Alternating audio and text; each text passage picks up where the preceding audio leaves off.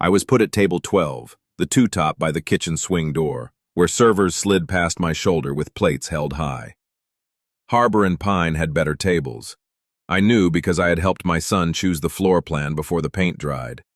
I knew which booths photographed well, and which corner made a person feel tucked away. Krista smiled when she saw me notice. "Michael, I hope this works for you," she said, loud enough for the hostess stand. "We're slammed. Owen said you were just stopping by." My son had called it the restaurant's second anniversary. He had not said family dinner or, "Dad, come sit with us." He said, "Swing by if you want. Krista is doing a thing." So I came in my good jacket, with Ruth's old watch on my wrist and a small envelope in my pocket. It held a copy of the first check Ruth and I wrote when Owen still called this place our impossible dream. From behind the kitchen door came the steady hum of the walk-in cooler. My hand moved to the brass key on my ring. I had carried it for 2 years, because when Harbor and Pine lost cooling after midnight, Owen called me first. Krista brought me a menu herself, because the room was watching her be kind. "Order light," she said, lowering her voice. "Owen worries about you driving home after rich food." I closed the menu. "Coffee is fine." "Coffee at dinner," she said, and laughed toward the bar. "See, this is why we keep an eye on him." The bartender smiled without wanting to. A young server named Lila looked down. I had seen her once in the alley, crying into her phone because payroll had been late. Owen called it timing.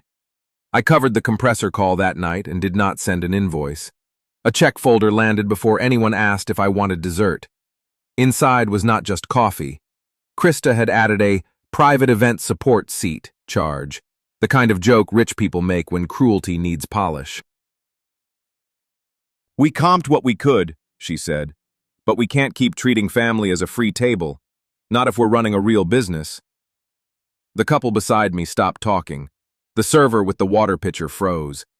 I looked at the check, then at the kitchen door, then at Krista's polished face. "This is a mistake," I said. "No," Krista answered. "The mistake was letting you think this place still needed you." Owen came from the front room before I could stand. He wore the blue suit Ruth bought him for his first bank meeting. He did not look at the check. He looked at Krista, then at the people watching, and I saw him choose the room. "Dad," he said, with warning in it. That one word almost saved him. I almost folded the check folder, walked outside, and let him call me later with the tired voice he used after Krista pushed too far. Then Krista touched his sleeve. "Owen, handle it," she said. "Your father is making guests uncomfortable."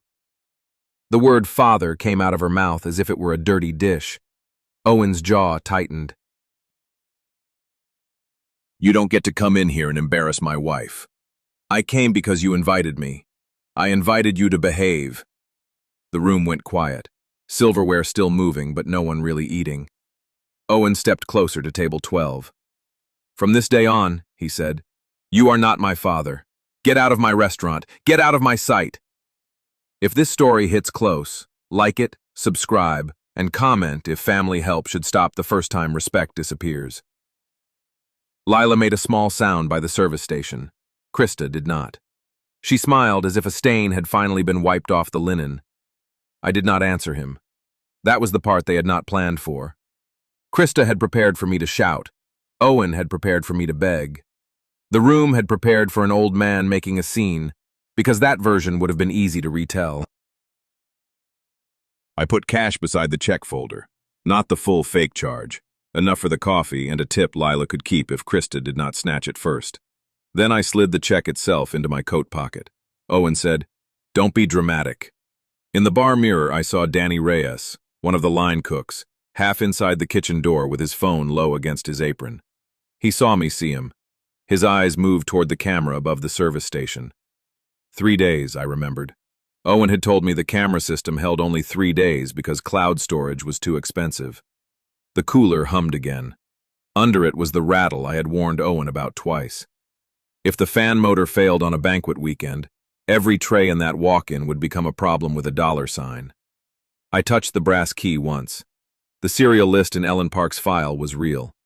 The vendor account Vince Mallory kept open because of me was real. I stood slowly because I did not want the chair scrape to sound like defeat. "Good night, Owen," I said. He flinched at his name. Not Dad, not son, just Owen, like any other man who had made a choice in front of witnesses. Krista stepped aside. "Drive safe, Michael." Outside, rain and fryer oil mixed in the air. Through the glass, I saw table 12 being reset, my empty cup lifted away as if the room had swallowed me. My phone buzzed before I reached the parking lot. An unknown number had sent one line. "They made her add that charge. Camera saves till Thursday." I did not answer. I saved the number under Danny, maybe. Then I called Ellen Park. She picked up tired. A month earlier, she had told me love was not a business structure and silence was not a plan. "Did he say it publicly?" she asked. I looked back. Krista laughed near the bar. Owen had his arm around her waist. Behind them, the cooler protected the food while everybody praised the owners. "Yes, in front of guests and staff." Ellen was quiet for one breath. "Then we do it clean. No threats tonight. At 9 tomorrow morning, the equipment notice goes out. Vendor notice after that." I closed my hand around the brass key. "And payroll?" I asked. "We protect the workers first," she said. Across the glass, my son lifted a toast. I turned away before he drank. At 8 the next morning, Ellen Park had 3 folders on her conference table and one rule for me. "You do not go near Owen today," she said. "You do not answer Krista. We put clean paper in front of dirty behavior." I sat across from her with the restaurant check flattened under my palm. In daylight, the fake charge looked even smaller and uglier. Private event support seat.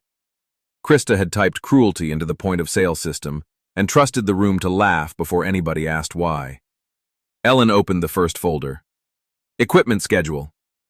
There it was. The walk-in cooler controls, 2 reach-ins, 1 used oven line, and a prep fridge. There was also the compressor work I had rebuilt instead of billing. Small things no glossy owner admits keep a restaurant alive. Serial numbers, photos, service dates. The loan agreement Owen signed when he still said he would buy me out after year 3. "He'll say I gave it to him," I said. "He can say it," Ellen answered. He signed something else. The second folder held vendor credit notes from Vince Mallory. Vince had shipped meat and seafood on terms he would never have offered a second-year restaurant without my name behind the maintenance and payment history. Ellen slid the third folder last. "This one matters most," she said. "It was not my equipment. It was not Vince. It was payroll." I read the list twice before the numbers settled. Delayed checks. Tip-out adjustments nobody had explained. 2 kitchen employees paid late after the winter slow weeks. Lila's name appeared 3 times. Danny's once. Nothing looked large enough for a headline. Everything looked large enough to make a worker afraid. "Where did you get this?" "You gave me permission to review the bookkeeping after Owen asked you to cover the compressor note in March," Ellen said. "I told you then the business was using your silence as a cushion." I had not wanted to hear it then. Ruth and I had raised Owen through overtime and frozen dinners. When he opened Harbor and Pine, I mistook exhaustion for gratitude. I mistook his calls for trust. "If I send equipment notice first," I said, "Krista says I killed their jobs." "Exactly." Ellen tapped the payroll sheet. "So first we document that you are not touching employee wages, tips, food, or personal tools. You are asking for inventory of property and an end to your support. Workers are not your leverage." My phone rang while she was still speaking. Vince Mallory's name filled the screen. I put him on speaker. "Mike," Vince said, "I got Owen asking for a rush delivery, bigger than normal. Says you know about it." Ellen picked up a pen. "I don't," I said. Vince breathed through his nose. He had known me since I worked out of a van with a cracked windshield and a cooler full of sandwiches Ruth packed before sunrise. "Then I need to pause it," he said. "He's leaning on your name pretty hard." "Pause the credit," Ellen said. "Not the truth. Send written confirmation that future shipments require Harbor and Pine's own authorization and payment terms. not Michael's assurance. Vince gave a low whistle. So it finally happened. I looked at the restaurant check. It happened in public. After the call, Ellen drafted the equipment notice. It was dry and almost gentle. Request for scheduled inventory, no entry without written appointment, no removal or alteration of listed equipment before inspection, employees' wages and tips excluded from any dispute. Dry paper, I learned, can be sharper than anger.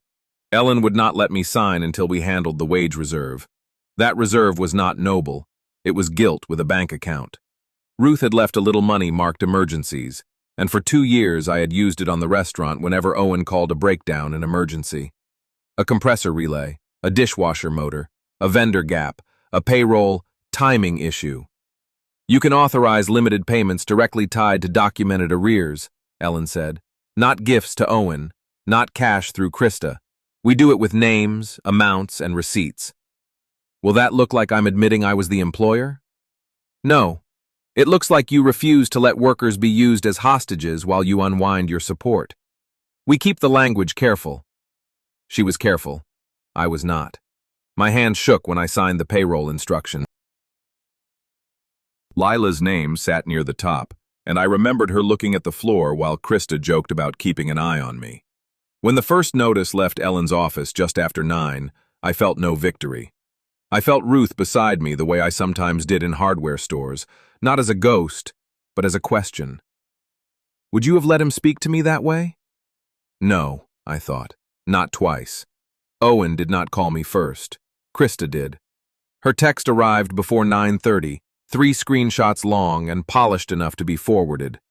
So this is your revenge? You humiliate your own son because we asked you not to disrupt our anniversary? You are threatening our staff now? Ellen read it and told me not to answer. Before 9:45, Danny's maybe number sent another message. She has us in pre-shift, says you froze payroll and vendors, says if we let you inventory anything, shifts get cut. Then a blurry photo came through. It showed the prep kitchen whiteboard. Krista had written in blue marker, Michael Harlan equipment claim / possible closure / hours depend on cooperation. I stared at my own name on that board. In 1 hour, she had turned me from the old man at table 12 into the reason line cooks might miss rent. Ellen's face hardened. This is why payroll went first. Can I go there? Not yet. Let her talk. Let the workers hear the threat before they hear your answer. The next message came from Lila, not Danny. No greeting, no punctuation except 1 question mark. Are you really taking our checks? That question did more damage than Owen's shout. A son can cut you in public and still leave you angry. A scared worker asking if your revenge will cost her rent leaves you responsible. I typed 1 sentence and showed Ellen before I sent it. No, I am not touching wages or tips. Ask Krista to put her accusation in writing. I did not go to Harbor and Pine, but by 10:30 Danny had sent enough evidence for Ellen to open a new note in the file. His first photo showed Krista's whiteboard.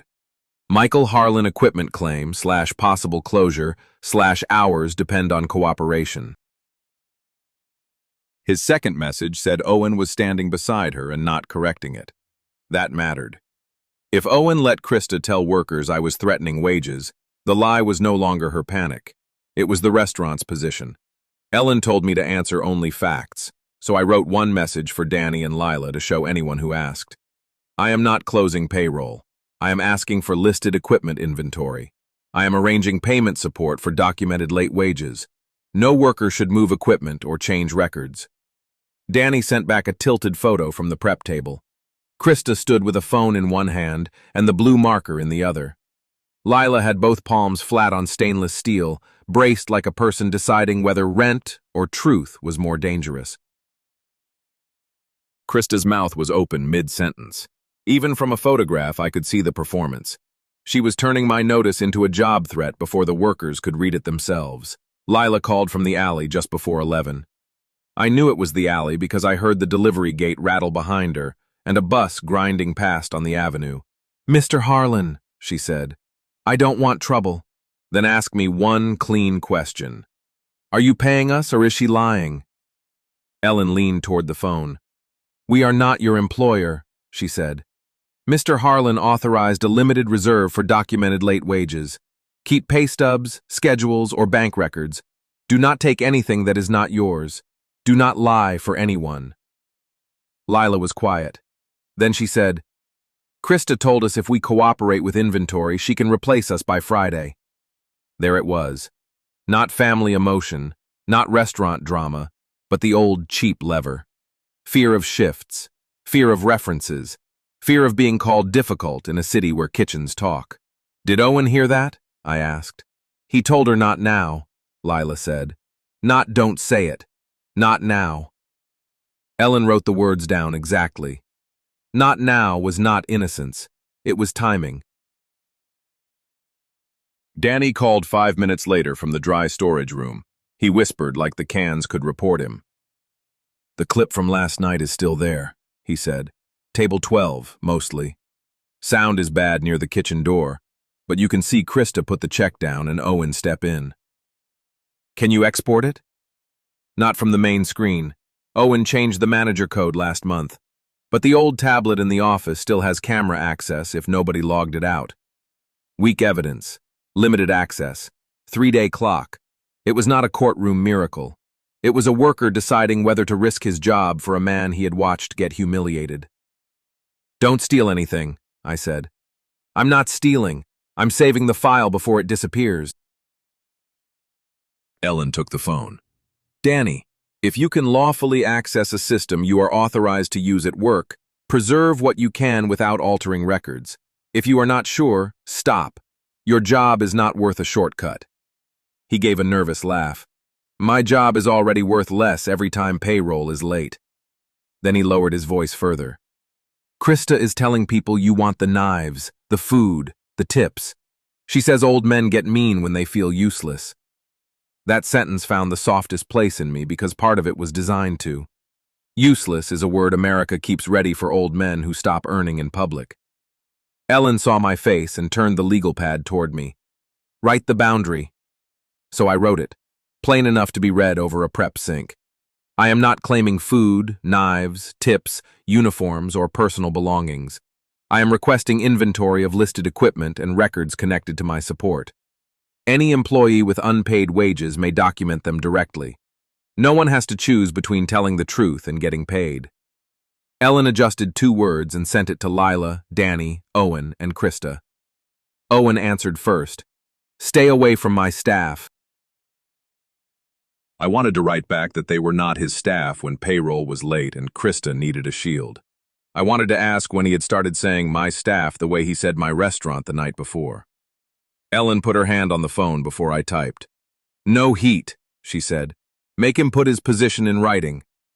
So I answered, "Then instruct your staff in writing not to move or alter listed equipment before inventory." He did not reply.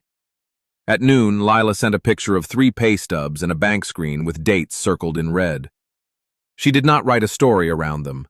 She did not need to. The dates did the speaking. Danny sent a file name next. Table 12 export. Then, after a pause, 1 sentence. "If I get fired, I need you to say I didn't fake this." I wrote back, "I will say exactly what I know and no more." That was not warm. It was better than warm. It was safe. By 1 o'clock, Krista's board had changed. Danny sent the photo. The line about hours depending on cooperation had been wiped away, but not cleanly. Blue ghost letters still showed under the new special menu. Fear leaves residue even on a whiteboard. Vince Mallory called while Ellen was saving Lila's documents. "Mike, Owen's on my other line," he said. "He wants emergency seafood for tomorrow's tasting menu. Says if I don't ship, you're interfering with his business." "Is he still using my assurance?" Vince paused. "He said you were confused and angry, and that I should honor the existing relationship." Ellen looked at me and shook her head once. Not sadness, warning. "Put the order on hold," I said. "Send him revised terms in writing." Vince exhaled. "Then tomorrow morning is going to be loud." I looked at the file name from Danny and the payroll dates from Lila. It already is. The first outside crack came from Vince, not from my family. At 20 to 8 the next morning, he forwarded Owen's email to Ellen and me. Owen had written like a man trying to sound calm for a record he knew might be read later. Michael is elderly and upset after a private family disagreement. Harbor and Pine expects all existing vendor relationships to continue without interference. Elderly, upset, private. 3 words to shrink a public insult into an old man's mood. Vince attached his reply. Revised terms required. No shipment on Michael Harlan assurance. Pay on delivery or approved house account only. Equipment responsibility confirmation requested due to pending inventory notice. That will hit lunch prep, I said. It hits credit, Ellen corrected. They can still buy food. They just cannot buy it on your back. By 8:15, Danny sent a photo of Owen at the back office computer, rubbing both hands over his face. Krista stood behind him, already dressed for the dining room, already filming a short video about small business resilience. The cooler rattle under the kitchen noise was worse in Danny's audio clip. I heard it before I heard Owen swear. At 9, Robert Yates entered the story. I knew him only by invoice memory. Yates Construction had booked Harbor and Pine's back room for a retirement dinner, 60 people, Saturday night. Ruth would have liked that kind of event. Loud men pretending they did not care about speeches, wives correcting the flower order, grandchildren stealing rolls.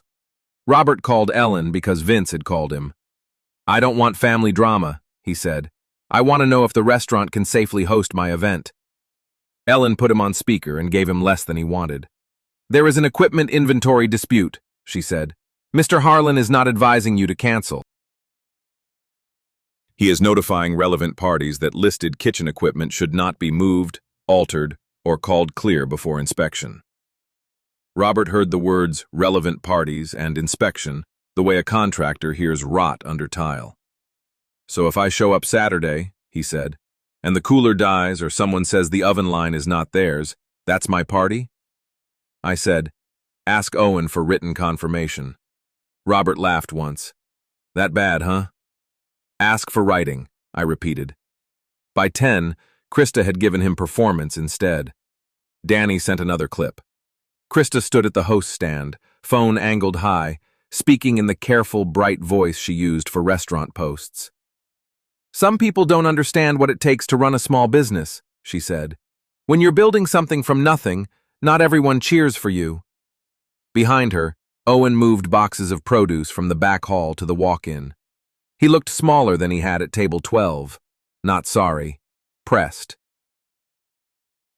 Then Lila stepped into the frame by accident, holding a printed sheet. Krista's smile tightened. Not now, Krista snapped, and the video cut. The sheet reached Ellen's email 6 minutes later. Lila had scanned it from the office printer. A draft statement Krista wanted staff to sign. It said Michael Harlan had threatened to remove equipment, shut down the restaurant, and jeopardize jobs because of a personal family argument. Do not sign that, Ellen told Lila on a 3-way call. Lila's voice shook. She said unsigned people are unreliable. Then write that down with the time, Ellen said. The first false victory belonged to Krista. She still had the room, the posts, the staff schedule. But now every threat she made created a record. Owen finally called me before 11:30. You need to stop, he said. No dad, no apology. Just the voice of an owner with a delivery hold and a client asking questions.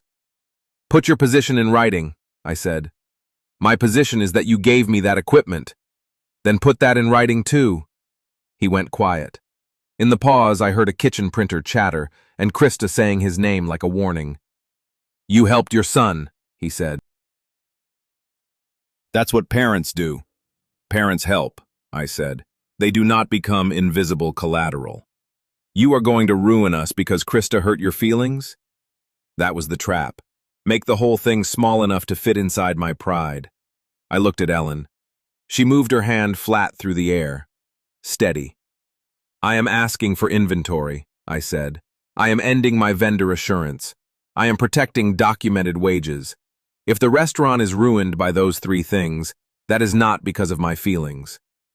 Owen's breathing changed. You don't know what she will do if this falls apart, he said. For the first time, fear came through without polish. Then stop letting her use workers and my name as shields. He hung up. At 2, Robert Yates emailed Owen and copied Ellen. Before final payment, please confirm in writing that all refrigeration and cooking equipment needed for Saturday's event is under Harbor & Pine's lawful control and will remain operational through the event. No accusations, no drama. Just a client asking a business question that should have been easy. Owen did not answer him. Vince did. He sent revised terms and wrote that no perishable delivery would move under my assurance while equipment responsibility was disputed. The words were polite. The result was not. Harbor & Pine could still buy food, but the old trust lane was closed. Just after 6, Danny sent one last message before dinner rush. Owen told the dishwasher to clear the back hall after close. Krista said a truck is coming for repair pickup. She told Lila not to clock it as extra time. Ellen read it twice. Repair pickup for what? My stomach had already answered. The walk-in panel. Maybe the oven line. Anything with a serial number before inventory. Outside Ellen's window, traffic moved toward home. I looked at the brass key on the table between us. For the first time since table 12, I felt real fear, not hurt. If Owen moved the equipment before we inventoried it, paper would still exist. But paper without the thing itself can make an old man look like he is chasing ghosts. I reached Harbor & Pine just before midnight with Ellen on speaker and Vince Mallory 10 minutes behind me. Ellen did not want me there alone. I did not want to be there at all. The restaurant looked different after service, stripped of candlelight and noise. The front windows reflected my face back at me, older than it had looked at table 12. The back alley gate was half open. A white box truck sat under the security light with no company name on the side. Its lift gate was down. The driver leaned against the cab, smoking and watching Owen argue with Lila near the delivery door. Krista saw me first. Absolutely not, she said, raising her phone before she raised her voice. You are trespassing. The notice said no listed equipment gets moved before inventory. This is repair, Owen said. He wore kitchen shoes and a sweatshirt, not the blue suit. Grease marked one sleeve. He looked like a tired owner. That was dangerous because tired owners can make theft sound like survival. Behind him, the walk-in door stood open. Cold air rolled into the alley. Not much, but enough to make me angry in a way the insult had not. Food safety is not an argument. It is either protected or it is not. Close the door, I said. Owen glanced back. Don't tell me how to run my kitchen. Then run it. Close the door. Lila moved before he did. Krista snapped, Lila, don't touch anything! That stopped her, and the pause told me how much fear Krista still owned. Vince pulled in behind my truck and got out with a flashlight. He did not greet anyone. He walked to the cooler door, aimed the beam at the control box, and said one word. Where's the cover? My chest tightened. The small metal panel that protected the marked control board was gone. I had etched the last 4 digits of the serial on its inside lip years earlier. Not for drama, but because restaurant parts wander when money gets short. Owen said, It was loose. Vince looked at him. Loose panels don't climb into trucks. The driver flicked his cigarette into the gutter and looked away. Krista lifted her phone higher. I am recording this harassment. Good, Ellen said from my speaker. State the time. Krista's eyes moved to the phone in my hand. She had forgotten Ellen was listening. I stepped no closer to the cooler. That was harder than shouting. Every repair habit in my body wanted to kneel, inspect the control board, and make the machine safe. But if I touched it now, Krista would say I damaged it. If I argued with the driver, Owen would say I blocked repair. Lila, Ellen said, are you on the clock? Lila swallowed. I clocked out at 11:10. Were you asked to stay? Krista cut in. She volunteered. Lila looked at the open cooler, then at the truck, then at me. Owen asked me to help clear the back hall. Krista said not to put it on time because it was family stuff. Family stuff. That phrase had carried more unpaid labor than any invoice I ever wrote. Danny appeared in the doorway with his apron off and a trash bag in one hand. He did not come outside. They were going to load the small prep fridge too, he said. Owen turned on him. Go home. Danny held his ground just long enough to make the sentence a witness statement. I took one photo from the alley line, not crossing the threshold. Open cooler, missing cover, truck liftgate, Owen's shoulder, Vince's flashlight beam. Krista said, "You can't photograph my business." "I am photographing listed equipment before it disappears," I said. Owen moved toward me. Vince stepped between us, not dramatically, just enough. "Don't," Vince told him. "You shove your father in front of a truck driver and 2 employees. I leave and I never reopen the account." Owen stopped. That was the moment I saw the real damage. Not the missing panel, not yet. It was Owen discovering that other men no longer translated his panic into patience because I was his father. Ellen asked Vince to read what he could see. He dictated serial plate condition, missing cover, exposed fasteners, temperature display, and the fact that the truck had no repair company marking. The driver finally spoke. "I just got called for pickup." "By whom?" Ellen asked. He looked at Owen. Krista answered for him. "By management." Management. Not owner, not son, not daughter-in-law. The word made everything colder. Owen lowered his voice when he came near me. "Please," he said, "remember you're my father." He did not say it loud enough for Krista's phone. He did not say it where Lila could hear. He spent fatherhood privately after throwing it away publicly. "Last night you told me I was not," I said. His face twisted. I was angry. So was I. I still closed the cooler door. That reached him for 1 second. Then Krista called his name and the second was gone. Vince found the missing cover's outline in the dust on a storage shelf, but not the cover itself. Ellen instructed me not to touch the equipment and told Lila to write down the unpaid time before she forgot the exact words. The truck left empty after Vince photographed the liftgate and license plate. Empty should have felt like a win. It did not. Just after midnight, Ellen sent Owen and Krista a revised notice. It listed attempted removal or alteration before inventory. It listed the missing control cover. It listed staff asked to assist off the clock. Neutral inspection was required. Then she called me back privately.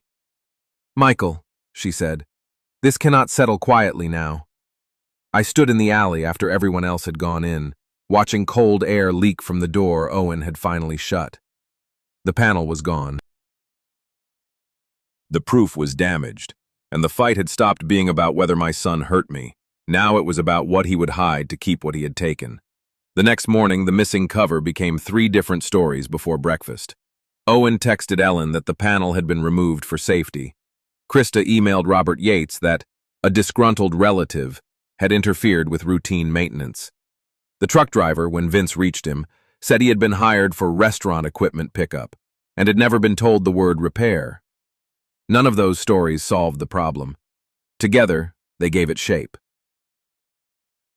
Danny sent the camera export before 7:30. The sound from table 12 was thin and tinny. The picture was enough. Krista setting down the check, Owen leaning over me, guests turning. My hand took the folder. My body left without touching anyone. Then Danny sent a second file from the back hall. It showed only 22 seconds of the night move before somebody blocked the view with a cart. But in those 22 seconds, Owen pointed toward the walk-in, and the driver lowered the liftgate. Weak proof is still proof when it points in the same direction as other weak proof. Ellen saved 3 copies and told Danny to stop sending anything else unless asked. You preserved what mattered. Do not become the story. At 9, the first wage reserve payments went out. Not all of what the restaurant owed. I could not fix Owen's business, and Ellen would not let my guilt pretend I could. The transfers covered documented late amounts tied to the weeks in our file, with notes that said, temporary worker protection, disputed ownership support unwind. Legal language is ugly until it protects someone. Lila called when the deposit hit. Why did you do that? She asked. Because Krista told you my notice was coming for your checks. She says this proves you control payroll. Then she can put that in writing too. Lila gave a tired laugh. You people in writing. Writing is what keeps people from changing yesterday. She was quiet long enough for me to hear kitchen pans in the background. Danny got sent home. There it was. Retaliation did not arrive with a speech. It arrived as a cut shift. Ellen asked Lila to text the schedule screenshot. I heard Lila inhale, then decide. I'll send it, but don't use my name if you can avoid it. We will use facts first, Ellen said. Names only when there is no other honest way. Vince came to Ellen's office with printed photos instead of opinions. He laid them on the table one by one. My old service photo showed the control box with the cover in place. Last night's photo showed it missing. Another showed the dust outline, the truck's liftgate, the exposed fasteners, and the temperature display running higher than it should have. I can't swear who removed it, he said. I can swear it was there in the service record and not there last night. I can also say moving that unit without securing the control side is stupid. Stupid or unsafe? Ellen asked. Vince rubbed his jaw. Both, but write stupid as improper handling. Lawyers like shoes with laces. For the first time in 2 days, I almost smiled. Then he put one more photo down. A cropped frame from Danny's back hall clip showed Owen's hand on the cooler door, and Krista behind him holding a roll of blue painter's tape. Tape, Vince said. People tape labels before they move things. Not enough to win anything alone. Enough to stop Owen from saying nothing happened. I signed the revised inventory request with a steadier hand than the night before. Krista's answer came through Lila, because Krista had learned not to email Ellen when angry. She gathered the lunch crew by the dish station and said anyone feeding Michael documents could find another kitchen by the weekend. Owen stood at the office door and said nothing until Danny asked whether payroll was current. Then Owen said, "Don't start." 2 words, but they moved the room.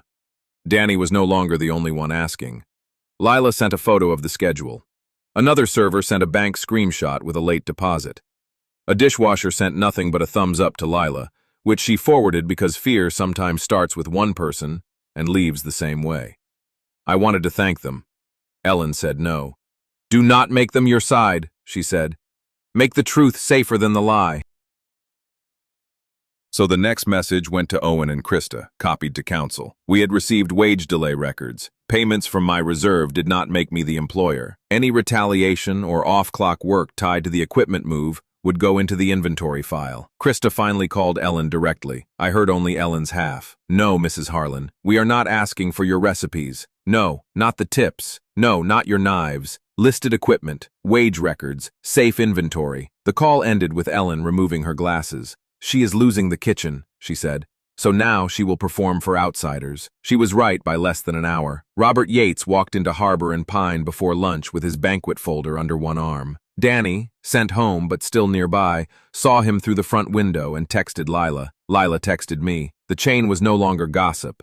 It was warning. Robert called from the sidewalk afterward. Your son says everything is under control, he said. Your daughter-in-law says this is a family shakedown. Your lawyer says ask for writing. I asked. They gave me a smile and a tasting menu. Then you have your answer, I said. No, Robert said.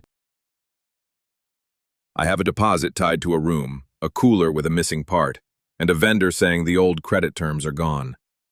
I am coming to Ellen's office. I need a straight answer before I put people in that back room. I looked at Vince's photos spread across the conference table and felt the next consequence step into place. Krista could still call me bitter. She could still call me old. But Robert Yates was not family, and he wanted a business answer. Robert Yates arrived at Ellen's office with the posture of a man who had built too many walls to trust paint. He did not shake my hand first. He put his banquet folder on the table and said, "Show me what affects my event." I respected him for that. Ellen gave him the narrow packet. It had equipment pages tied to refrigeration and the oven line.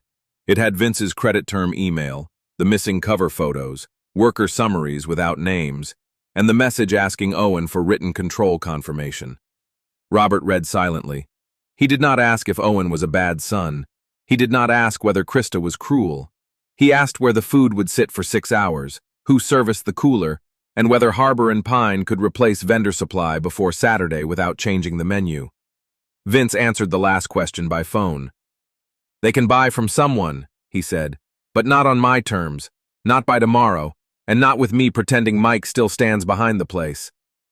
Robert closed the folder. Then my event is paused until I get clean written confirmation or a refund plan. No shout, no moral speech, just consequence in a contractor's voice. Robert called Owen from Ellen's conference room and put it on speaker. I am pausing Saturday, he said. Send me written equipment confirmation by 4 or a refund schedule. Owen's voice changed twice in one sentence. First owner, then son. Robert, this is a family misunderstanding. I didn't book a family. I booked a restaurant. Krista grabbed the phone. Mr. Yates, Michael is trying to blackmail us for a share. He has done this to Owen for years. He helps, then he holds it over us. Robert looked at me while she said it. I did not defend myself. That mattered too. Does Harbor and Pine control the equipment needed for my event? He asked. Krista said, Of course. Put it in writing with your attorney copied. Silence. Then she said, We shouldn't have to dignify abuse. Robert ended the call. He looked tired, not convinced. People who can answer, answer. Ellen wrote that down because sometimes the cleanest line in a story belongs to someone who wants his deposit back. Vince sent his formal letter a little after 1. Harbor and Pine's open terms were suspended pending account review. Future shipments required the restaurant's own payment approval, not my history, service support, or verbal assurance. Vince added one practical line that landed harder than any legal phrase. Perishable deliveries cannot proceed where refrigeration responsibility is unclear. I read it twice and felt no pleasure. Vince called after sending it. You know this may take them down for a while. I know. You sure? That question deserved more than pride. I looked at Ruth's watch. The second hand kept moving with the same small stubbornness it had on hospital nights. I am sure I won't let them use my name to get credit after using my age to erase me. Vince was quiet. Fair. By 2, Krista posted a black and white photo of the empty dining room with a caption about betrayal, jealousy, and small businesses under attack. In the picture, she had left one place setting at table 12, neat as a prop. The comments filled with hearts for 20 minutes. Then Robert Yates commented from his company account, Please provide written equipment control confirmation as requested. Krista deleted the post before 3. The kitchen learned about the deleted post before Krista could explain it. Lila told me later that the room went silent in pieces. First, the servers saw Robert's comment. Then Danny, back for prep because nobody else knew the station, showed the revised vendor terms to the dishwasher. Then the dishwasher asked Owen whether Friday's checks would clear. Owen said yes. Krista said, if people stop feeding documents to my father-in-law. That was the first time in 2 days she had used the word father-in-law. Lila sent only one line. She remembers what you are when she needs blame to sound family-shaped. I did not answer because the line was too true.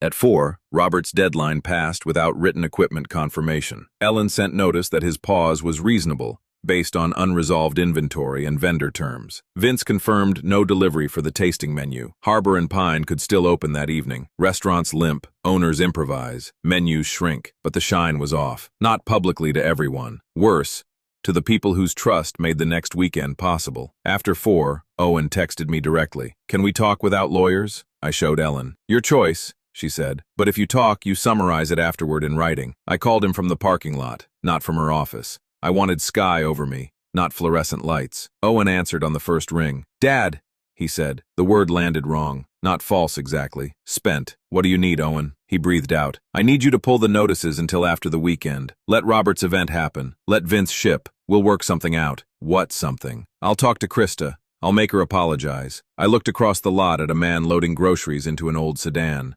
Ordinary life continuing while my son offered me a receipt for fatherhood. Apologize for what? I asked. For the restaurant thing. For telling staff I was taking their checks? For trying to move equipment? For calling me confused to Vince? For letting you say I wasn't your father? He went quiet after the last one. I was mad, he said. You were public. His voice dropped. Please, Dad, don't make me lose this place. There it was. Not don't leave me. Not I hurt you. Don't make me lose this place. I told him I would meet him once, in person, with Ellen's summary afterward. He said yes too quickly. When I hung up, Ellen's text was already waiting. Do not trade support for the word dad. Owen chose the empty side room at Harbor and Pine for our meeting, not the office and not table 12. That told me he wanted a place with no staff passing, no guests watching, no camera angle that mattered. Private fatherhood, private apology, public benefits. Ellen sat beside me with a notebook closed in front of her. Owen came in alone at first, which was the closest thing to courage I had seen from him since the restaurant opened. Krista is in the dining room, he said. Good, Ellen answered. Then this can be clear. Owen looked at me instead. Dad, I need you to understand. She's scared. Of what? Of losing everything. Who's everything? He flinched. I did not enjoy that. A father who enjoys making his son flinch has already lost something important. But I also did not rescue him from the question. Owen put both hands on the table. If you pull the notices until Monday, Robert won't cancel. Vince will ship if you call him. We can fix the panel. We can pay people. Just give me the weekend. With what money? Ellen asked. Owen looked at her like she had interrupted family with arithmetic. We'll make it work. That is not an answer. He turned back to me. Why is she here if this is between us? There it was. The old move. Make the witness rude. Make the private room sacred. Make me choose between being a father and being protected. Because between us became a restaurant full of people, I said. Owen's face tightened. I said one thing. You said the thing that made everything after it possible. He sat back. For a moment he looked 16, caught after denting my truck and trying to explain how the mailbox had moved. Ruth had laughed then, after the anger passed. She said boys tell the truth in pieces because they hope love will fill the gaps. But Owen was not 16. Ruth was gone. And love filling the gaps had become vendor credit, unpaid invoices, and workers afraid to speak. Ruth wanted this place to survive, he said. The room changed temperature. Ruth had wanted a lot of things. She wanted Owen to stop apologizing with charm and start fixing things before they broke. She wanted Krista to be kind when no customer was watching. She wanted me to quit answering midnight calls with my boots half-laced because our son had learned that panic opened my wallet faster than planning. Most of all, she wanted Harbor and Pine to be a place where family did not mean free labor with a smile. Ruth's dream, I said, was not a room where her husband gets mocked by the people using her savings. Owen's eyes moved down. The door opened before he could answer. Krista stepped in without knocking. This is ridiculous, she said. Michael, you have made your point. You hurt us. You scared the staff. You got Robert involved. What more do you want? Inventory, I said. Paid workers. My name off your credit. The missing panel accounted for. You want control. No. I am taking control back from people who abused it. She looked at Owen.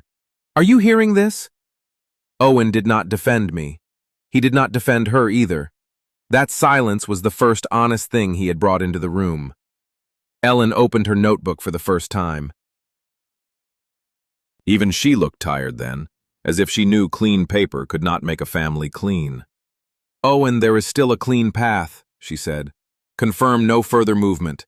Allow neutral inventory tomorrow morning. Provide wage records. Tell Robert Yates the event cannot be guaranteed until equipment responsibility is clear. Krista laughed. So we confessed to something we didn't do. Ellen looked at her. No, you stop creating new facts. Owen rubbed both hands over his face. The gesture was the same one Danny had photographed in the office, but here there was no counter to lean on and no staff to absorb the pressure. If I sign that, he said, Robert cancels. Robert pauses because you cannot answer, I said. He picked up Ellen's pen. Krista stepped toward him. Owen. He did not look up. I can't keep saying everything is fine. That sentence cost him. I saw it. I also saw that it came after Vince, Robert, Lila, Danny, and a missing panel. Truth arrived late because consequence dragged it in. Owen signed the inventory access note and the no movement confirmation. He did not sign an apology. I did not ask for one. Krista left the room before the ink dried. Owen stayed seated. "If I come over Sunday," he said, "can we talk?" "About what?" "Us." I wanted to say yes because the father in me had been waiting 2 days for that smaller word. Us. Not restaurant, not weekend, not vendor. Us. But I had learned how quickly us became cover when money was scared. "You can come without papers, without requests, and without asking me to call anyone," I said. His mouth tightened. "That's cold." "No, that's clear." Ellen sent the signed note to Robert and Vince before Owen could change his mind. Robert replied within minutes. "Event remains paused pending inventory." Vince replied, "No shipment before inspection." Owen read both messages on his phone. The owner in him lost first. The son in him stood there afterward, unsure what to do without the business between us. When we walked out, the dining room lights were being dimmed for afternoon reset. Table 12 sat bare by the kitchen door, 2 forks and no coffee cup, as if the room had saved the shape of the insult for later. The inventory team would arrive in the morning. This time, I would walk in through the front, with the key, the file, and Owen's signed note in my hand. The inventory team arrived just before 9 with clipboards, numbered tags, and the beautiful indifference of people paid to count what is actually there. I walked through the front door at 9 with Ellen on my left and the brass key in my pocket. Owen stood by the host stand. Krista stood near the bar with her arms crossed, dressed like she expected cameras. There were no cameras worth performing for. The lead inventory tech asked one question. "Who has authority to let us into the walk-in?" Owen looked at me. I took out the brass key and handed it to the tech, not to my son. That small movement did what speeches could not. It showed the room who had been opening emergencies, who had been trusted with cold storage, who had been invisible until table 12. The tech unlocked the walk-in, tagged the control box, photographed the missing cover, and read the serial plate from my old service record because the inner lip was gone with the panel. "Exception noted," he said. Krista said, "This is theater." The tech did not look up. "No, ma'am. This is inventory." They tagged the reach-ins next, then the oven line, then the prep fridge Owen had tried to move. Each tag made a small paper sound against stainless steel. None of it looked dramatic. That was why it worked. A restaurant does not fall apart only when someone screams. Sometimes it falls apart when a stranger writes, "Item 7 present and altered. Item 8 present and disputed. Item 9 restricted pending documentation." Owen followed the team with his hands in his pockets. "Can we still use it?" he asked after the oven line was photographed. Ellen answered, "Use is not the same as ownership or support. Emergency service through Michael is closed. Movement is restricted. Settlement or return gets handled in writing." "So we can limp," Krista said. "You can stop pretending you built the legs," I said. I regretted the sharpness as soon as I said it. Not because it was false, but because it sounded like triumph. I had promised myself I would not turn into the performance they expected. So I stepped back and let the clipboards do the rest. By 10:30, 3 tags hung where my hands had worked for 2 years. The wage records landed next. Ellen did not spread them across the dining room. She handed Owen a sealed copy and emailed a summary to the address he used for payroll. Delayed deposits. Off-clock request during the night move. Reserve payments already made to documented workers, with no claim that I employed them and no forgiveness of what Harbor and Pine still owed. Krista read the first page and laughed too loudly. "So now you're buying my staff." Lila, standing by the service station, said, "He didn't ask me to sign anything." That was all. One sentence. It shifted the room more than any accusation. Danny was not there. Owen had cut his shift, but the inventory team had his clip in the file, and Ellen had the schedule change. Absence became its own evidence. Krista opened her phone, probably to build another post. Then she saw Robert Yates standing outside the front window with his arms folded. He did not come in. He just watched long enough for her to understand that the private family story had left the family. Just after 11, Robert emailed cancellation of Saturday's event unless a clean replacement plan and refund schedule arrived by close of business.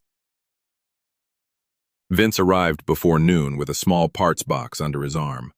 Owen saw it and brightened for the first time all morning. "You found the cover?" "No," Vince said. "I brought a temporary guard so the unit doesn't chew itself up while you figure out who owns what." Even that mercy had paperwork. Vince made Owen sign a service limitation. Temporary safety guard only. No restoration of open terms. No representation that the missing original cover had been recovered. Krista refused to sign. Owen signed. The inventory tech added another line. Missing original panel not produced during inspection. Those words were ugly because they were plain. They did not accuse. They did not forgive. They sat in the file like a locked door. While Vince worked, I stood near table 12. Someone had placed a vase there for lunch service, 3 white flowers in water. It looked pretty and false. Owen came up beside me. "You got what you wanted," he said. I kept my eyes on the tagged cooler. "No, I got what you made necessary." He said nothing after that. By 2, Harbor and Pine was still open, but it no longer looked open in the same way. The printed lunch menu had 3 items crossed out. The host stand phone rang twice with questions about the Yates dinner. Krista answered both calls in a voice so sweet it could cut gums. Lila moved through the room carefully, no longer looking at Krista for permission every time a sentence turned serious. The inventory team packed up before 3. Ellen received the preliminary report before they reached the parking lot. Listed equipment present except missing control cover or panel. Movement attempt documented. Service responsibility limited. Wage records pending. Robert's assistant emailed just after 3. The event was moving elsewhere. Refund schedule requested. Vince's final email came before 3:30. Open terms closed. Future deliveries prepaid or approved through Harbor and Pine's own credit. Krista did not cry. She stared at the screen as if it had betrayed her by refusing to flatter. Owen stood in the darkened back room where 60 people were supposed to toast a retirement on Saturday. When I passed the doorway, he said without looking at me, "Last night sounded different in here." "What did?" He swallowed. "What I said." The words hung between us, too late to rescue the restaurant, too small to repair the table. I left with the brass key in my pocket and the fake check folded in Ellen's file. The missing cover came back 3 days later in a plastic grocery bag. Not from Owen. From a mechanic I had never hired, a man who left it with Vince and said he did not want restaurant trouble. The inside lip still carried the 4 digits I had etched there with a punch tool after Ruth complained that I labeled everything like a man expecting betrayal. Vince photographed it, Ellen logged it, and Owen bought that piece of dignity with silence. He did not admit he removed it. He did not accuse me again. The panel simply returned, which is how people confess when pride still needs a chair. Harbor and Pine did not close forever. Stories like this are cleaner when everything burns down, but real life is messier and more expensive. They returned some equipment. They bought out some at a number Ellen said was fair enough to end the argument, not generous enough to reward it. Vince kept them on prepaid delivery for the foreseeable future. Robert held his event somewhere else and got his refund in 2 installments. Lila left for a hotel restaurant in Hoboken. Danny found a kitchen where the camera system kept 30 days, and he texted me that as if it were a benefit. Owen came to my house the next Sunday. He brought no papers. That mattered. He brought no restaurant bag, no bottle of wine from the bar, no apology bouquet chosen by Krista. He stood on the porch with his hands empty and looked at the brass doorbell Ruth had picked out when we still thought retirement would mean slow mornings. "I don't know how to do this," he said. "Then don't start with money." He nodded and looked past me into the hallway. For a second I saw the boy who used to drop his backpack by the stairs and ask what smelled good, even when dinner was canned soup and grilled cheese.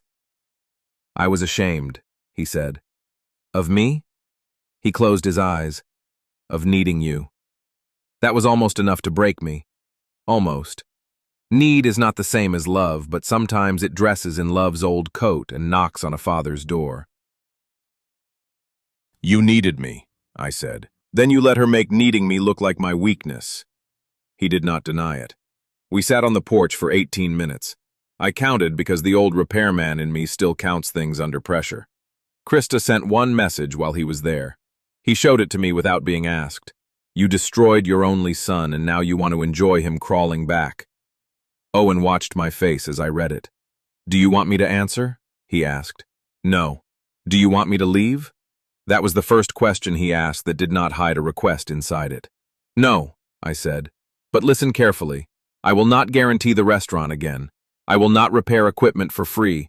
I will not speak to vendors for you. I will not be called confused in public and useful in private. He nodded with his eyes wet and his hands locked between his knees. Can I still come by? If you come as my son and not as an owner in trouble, what if those are hard to separate? Then you wait until you can. That hurt him. It hurt me too. Boundaries sound strong when people quote them. In a quiet house, they sound like closing a door you still wish could stay open. After he left, I went to the garage. My workbench still held the habits of 40 years. Labeled drawers, old gauges, a cracked mug full of screwdrivers, Ruth's handwriting on a cardboard box that said keep, even though neither of us remembered what was inside. I took the fake check from Ellen's file and put it in a manila envelope with the inventory report, Vince's letters, Robert's refund schedule, and the photo of table 12 from Danny's clip. Not because I wanted to keep poison, because people who rewrite yesterday count on you throwing away the paper. Then I took the brass walk-in key off my ring. For 2 years, that key had meant midnight calls, spoiled food panic, my son's voice pretending every emergency was the last emergency. It had meant Ruth's savings turned into cold air for a restaurant where her husband was later treated like a nuisance. I hung it on the pegboard above the bench, not in the drawer, not in the trash, on the wall, where I could see it and not use it. The little brass shape caught the garage light and held still. People think revenge is loud. Sometimes it is a restaurant going dark for inventory.